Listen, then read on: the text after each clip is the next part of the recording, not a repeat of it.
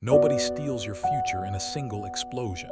There is no villain in a black mask, no dramatic betrayal you can put in a police report. The worst betrayal happens so slowly you don't feel the knife going in. It feels like life. It feels like being responsible. It feels like adulting. I am talking about the betrayal of yourself. And I am not talking about failing a diet or skipping a workout.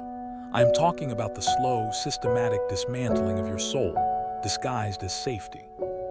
In the next 20 minutes, I am going to show you exactly how you learn to betray your own desires, why your brain is addicted to this betrayal, and how to take the knife out of your own back.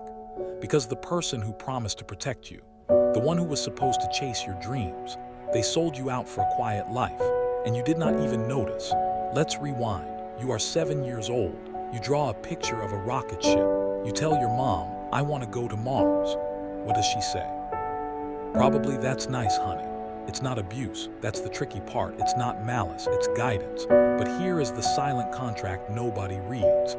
Society makes a deal with you. Give up your wildest dream and we will give you approval. You wanted to paint.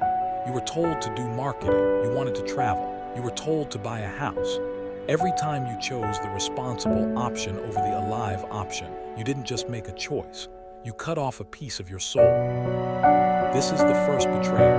You traded enthusiasm for security. And the problem is, security doesn't hug you at night. Security doesn't make your heart race.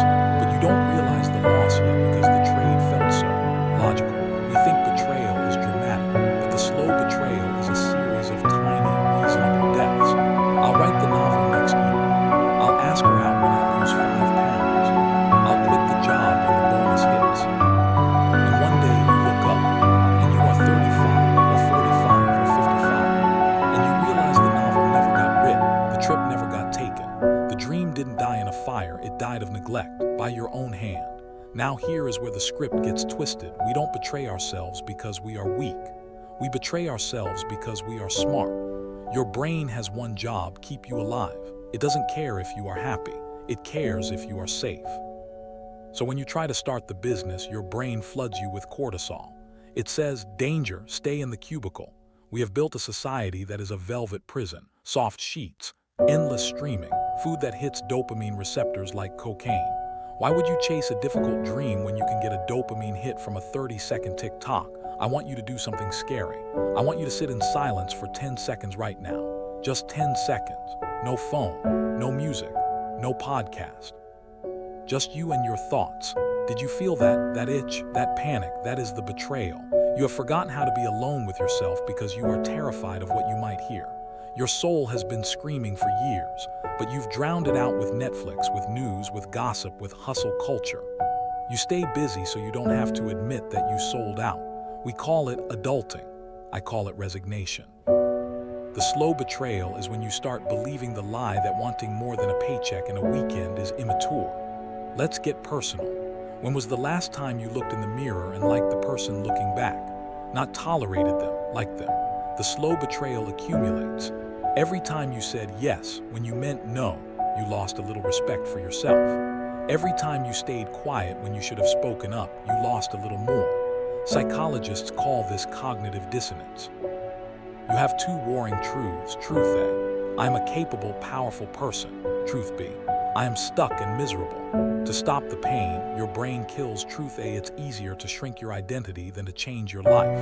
Here is the symptom you need to look for. The slow betrayal always manifests as resentment. You resent your partner for being happy. You resent your friend for getting the promotion. You scroll Instagram and feel a knot in your stomach when you see someone living your dream. That knot isn't jealousy, that is grief. You are mad at them, you are heartbroken at yourself, because they are doing the thing you killed inside yourself 10 years ago. Nobody attended that funeral, nobody sent flowers. You buried your passion in a shallow grave and put a for sale sign on top. And that is the quietest tragedy of modern life. If you are watching this and your chest feels tight, good. That tightness is not depression. That tightness is your authentic self pounding on the walls of the prison you built. The cure for the slow betrayal is not quitting your job tomorrow and moving to Bali. That's a fantasy. The cure is micro-loyalty. You betrayed yourself over 10,000 tiny decisions. You can only earn your own trust back, one tiny decision at a time. The 5-second rule. When you feel the urge to check your phone to avoid a feeling, wait. Sit in the discomfort. That is the battlefield. The sacred appointment, block out 30 minutes this week. Not for chores, for that thing. The song you wanted to write, the call you wanted to make, the business plan you burned. The honest no today, say no to something that drains you, even if it makes someone mad. Your energy is not a public utility. When you keep these micro-promises to yourself, something chemical happens. Your dopamine resets. You start to feel worthy again. Not because you succeeded, but because you tried. I have a question for you. If you met yourself from 10 years ago, would they be proud of you? Or would they cry, don't answer that for me. Answer it for yourself. And if the answer makes you sick to your stomach, then you know the betrayal ends today. The world will tell you that self-care is a bath bomb and a glass of wine. That is a lie. Real self-care is discipline. Real self-care is looking at the person in the mirror and saying, I will not abandon you again. The slow betrayal ends when you realize that you are the only one responsible for your aliveness. Your parents aren't coming to save you. Your boss isn't coming to validate you. The algorithm doesn't care if you die with your music still inside you. You have 40,000 hours of adult life left on average, maybe less. Do you want to spend them serving the prison warden, or do you want to pick the lock? I'm not asking you to be perfect. I'm asking you to stop betraying the one person who will never leave you. If this video hit you in the gut, don't just like it, save it. Watch it again next month when you forget. And in the comments, I want you to type the one thing you have been betraying. Type it. Put it out into the universe. That is step one of taking the knife out. Thank you for watching this.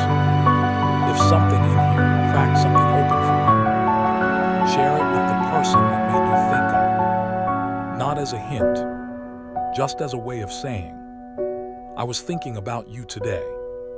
Sometimes that's enough to begin again.